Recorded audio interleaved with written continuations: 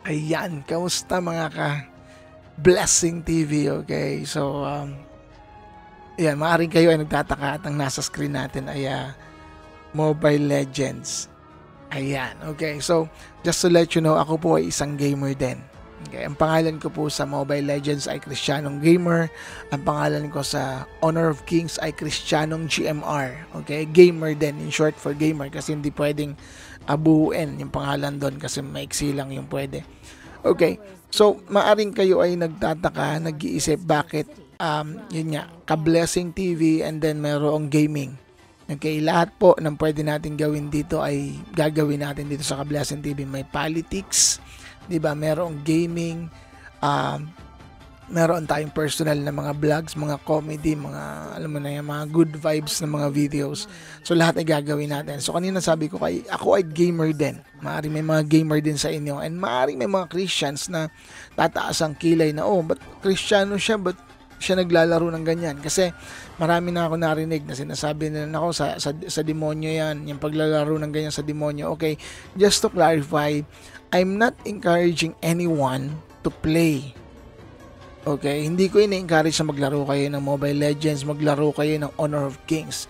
It's just that naniniwala ako na ang mga gumawa ng mga games na to, talent nila yan, gift nila yan na galing sa Lord. Lahat ng kahit anong klaseng games, hindi lang Mobile Legends, hindi lang Roblox, hindi lang Honor of Kings. Yan ay gift at talent na galing sa Lord. Okay?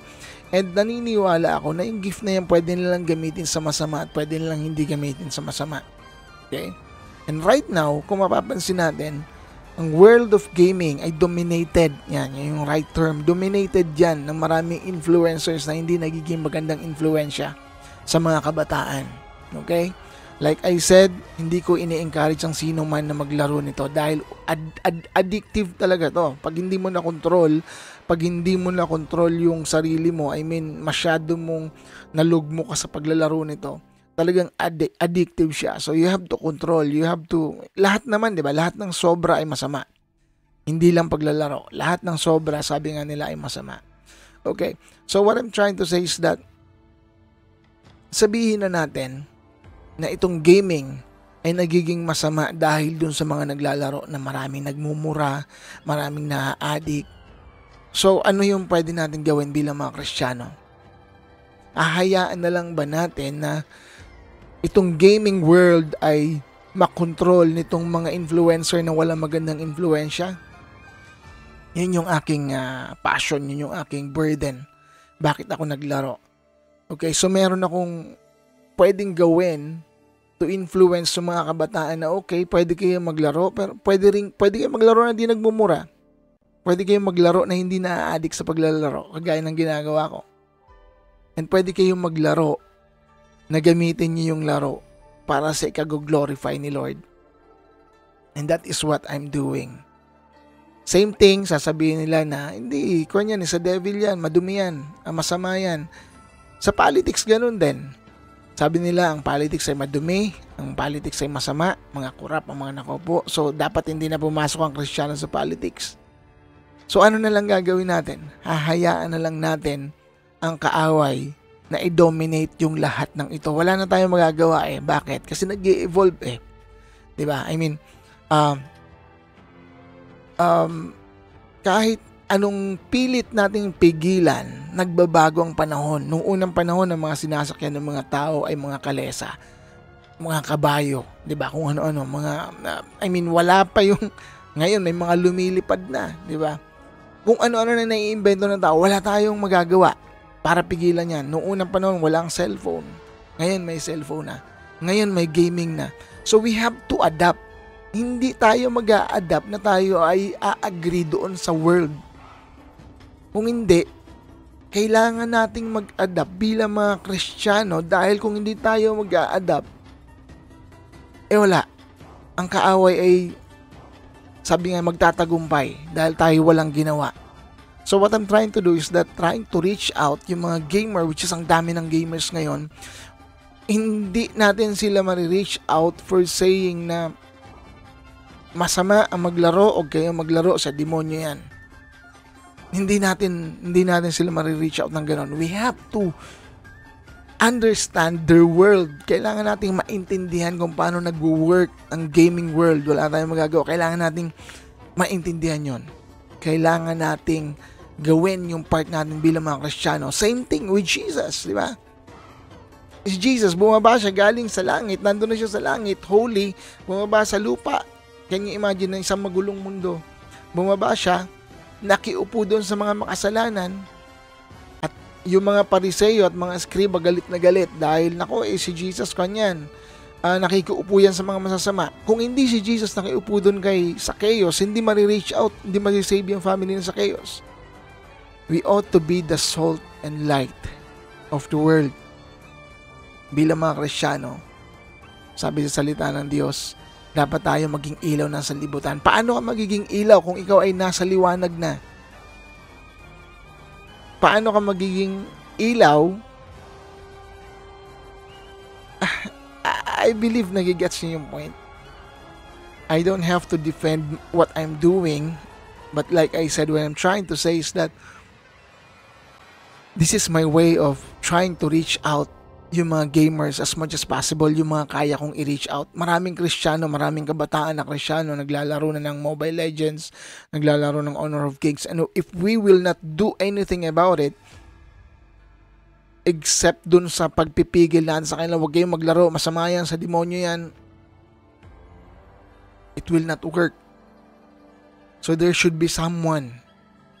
Dapat may mga Kristiyano na magtumayo, mag-rise up to, to dominate this world, to dominate this gaming world. Same with sa mga movie industry, sa music industry, 'di ba? Kasi parang masama na yung music industry, masama na yung movie industry, pero may mga gumagawa ng mga magagandang pelikula. Angel Studios, kung alam niyo, Angel Studios gumagawa ng magagandang pelikula. Gary Valenciano, Christian, pero gumagawa ng mga music na maganda yung meaning. So it's high time for us to enter as well this gaming world bilang mga Kristiyano.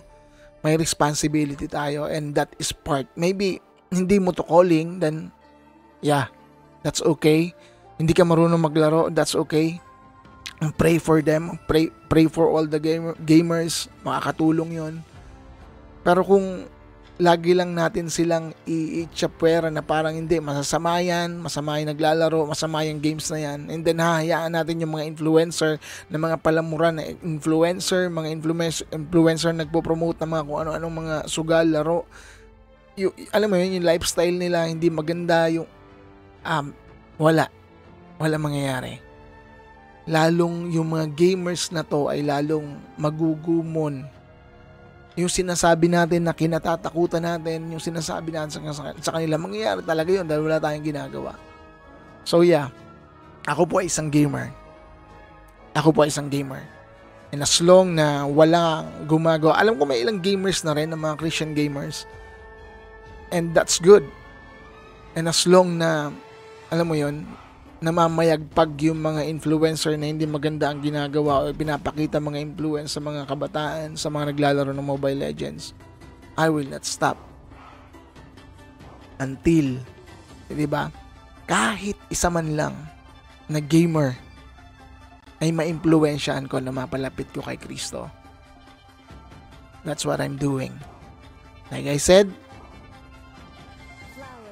dito sa Ka-Blessing TV, hindi lang kung ano-anong pag-uusapan natin, kung hindi mga bagay na may kabuluhan, mga bagay na makakatulong.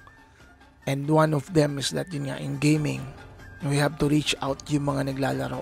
We have to show them that you can play na hindi ka nagmumura, you can play na hindi ka nagsasalita ng mga hindi maganda sa kalaro mo, you can play na, alam mo yun, ako kasi tinitignan ko yung game na to, actually, isa sa mga realization ko is that, parang buhay.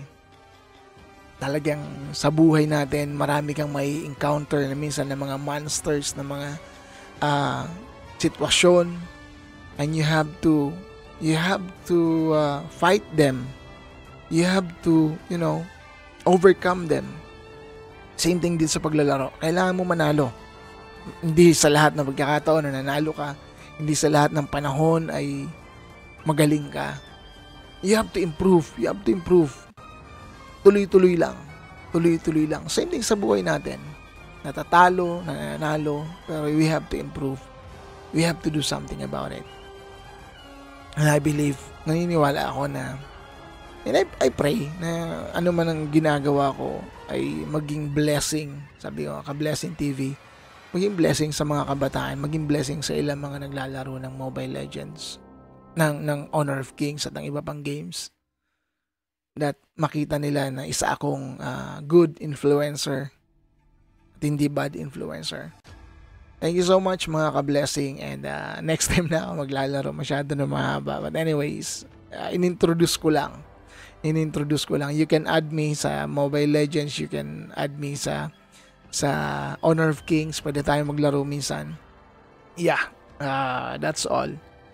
Thank you so much, and if you support my advocacy, if you support my my passion, my desire, you can share my video, you can mag-comment ka, and I would really appreciate it. Thank you so much once again. God bless you. God bless.